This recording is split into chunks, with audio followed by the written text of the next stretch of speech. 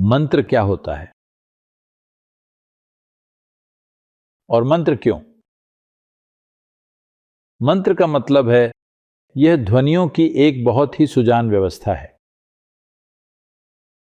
इसका अर्थ अपने आप में मायने नहीं रखता, लेकिन हम इसे इस तरह से बनाते हैं कि अर्थ भी जुड़ जाए, क्योंकि आखिरकार आपके पास मन और भावनाएं हैं जो आपके अस्तित्व का एक बड़ा हिस्सा है। अगर आप सिर्फ ऊर्जा होते और आपका मन और भावनाएं पूरी तरह से अलग रखी जाती तो कोई समस्या ही नहीं होती। मैं आपको सीधा एक्सप्रेस हाईवे पर ले जाता।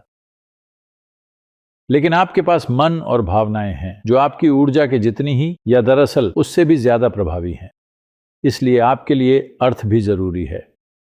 अगर मैं सिर्फ ध्वनियों की एक सुजान व्यवस्था बना दूं, जो कि वास्तव में एक सुंदर मंत्र है, लेकिन उसका मतलब है कि आप मूर्ख हैं, भगवान मूर्ख हैं और सब मूर्ख हैं, अगर उसका ऐसा मतलब हो तो भले ही मंत्र ऊर्जा के स्तर पर काम करता हो, लेकिन मानसिक और भावनात्मक रूप से आप इसके लिए प्रतिरोध पैदा करेंगे। मैं ये क्या बोल रहा हूं, है ना?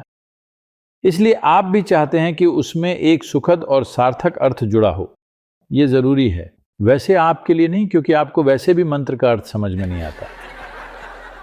यह भाषा न समझने का फायदा है। लेकिन जो लोग अर्थ समझ सकते हैं वे चाहते हैं कि मंत्र का अर्थ भी उनके मन और भावनाओं के लिए अच्छा हो। अगर वे मतलब को अलग रखने के लिए तैयार हो तो हम ऐसी अलग अलग ध्वनियों का संयोजन कर सकते हैं। चलिए पहले अर्थ को ही समझते हैं, क्योंकि ध्वनि को समझने के लिए हमें व्यावहारिक सत्र की जरूरत होगी। सिर्फ बातों से काम नहीं चलेगा।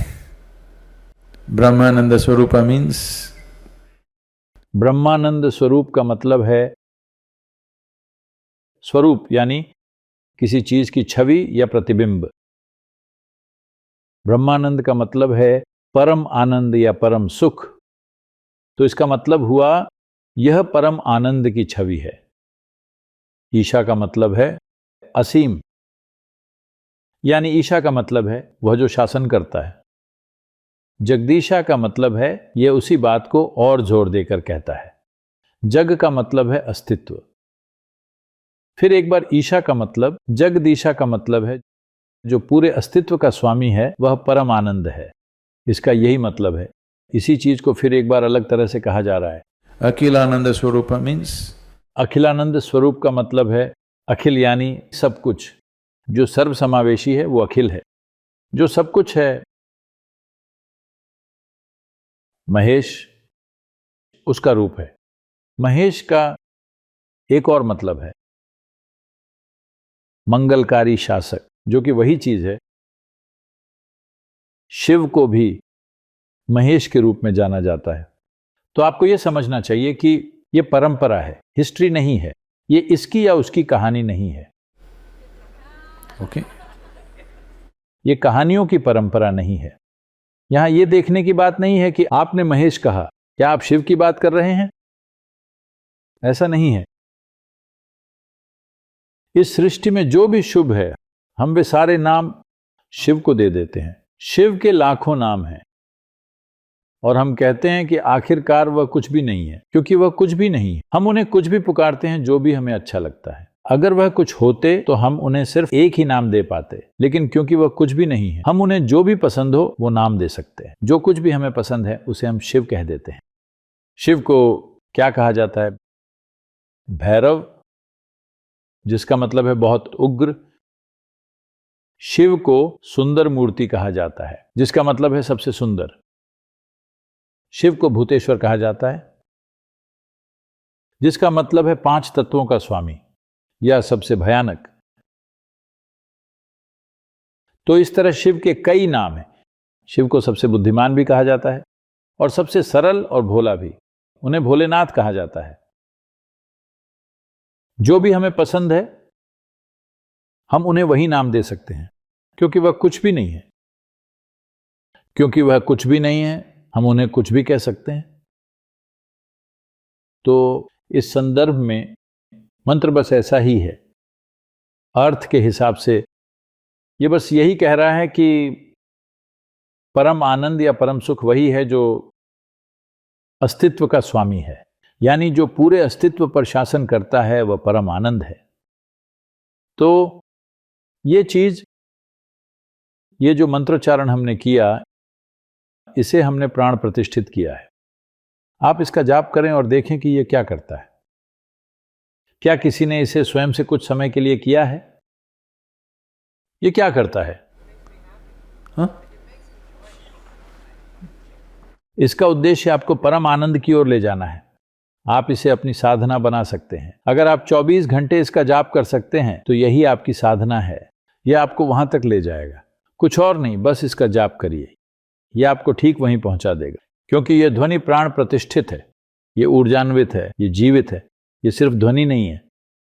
नाद और नादयोग में यही फर्क है। आप ध्वनियों को प्राण प्रतिष्ठित कर सकते हैं। जैसे हम वस्तुओं को प्राण प्रतिष्ठित करते हैं, स्थानों को प्राण प्रतिष्ठित करते हैं, वैसे ही हम कुछ ध्वनियों को भी प्राण प्रतिष्ठित कर सकते हैं।